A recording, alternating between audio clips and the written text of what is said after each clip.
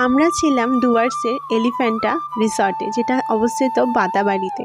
তো এখানে এসে রিসর্টটা এত অপূর্ব লেগেছে আমাদের যে আমরা এই ধরনের ভিডিও না বানিয়ে আর পারলাম না।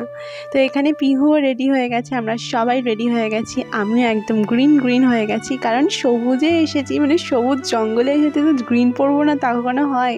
তো আমাদের এখানে টোটো দাদাও এসে গেছে, কারণ হচ্ছে আমরা এখানে কাছে পিঠেই ঘুরবো আজকে, বেশি দূরে কোথাও যাব না, তাই আজকে টোটোই বুক করেছিলাম। আর এখানে দেখতেই পাচ্ছ চা বাগানে ঘেরা সবুজ বাগান, আহা দেখতে যা লাগছিল না। আমরা এসেছিলাম আজকে গরুমারা এলিফ্যান্ট রিজার্ভে। তো এখানে আজকে দেখতে পেলাম মাত্র দুটো এলিফ্যান্টই ছিল। যেহেতু আমরা জুন মাসে গেছিলাম, সেহেতু সমস্ত তোমার যা যা সাফারি ছিল সমস্ত কিছু বন্ধ ছিল।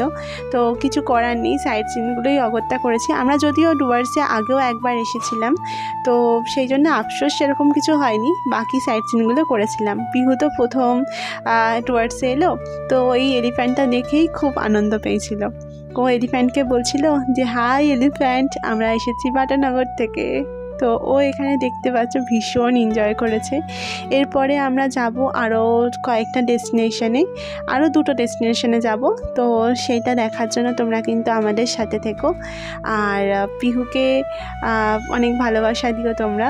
আর দেখা হচ্ছে নেক্সট ভিডিওতে। Till then tata.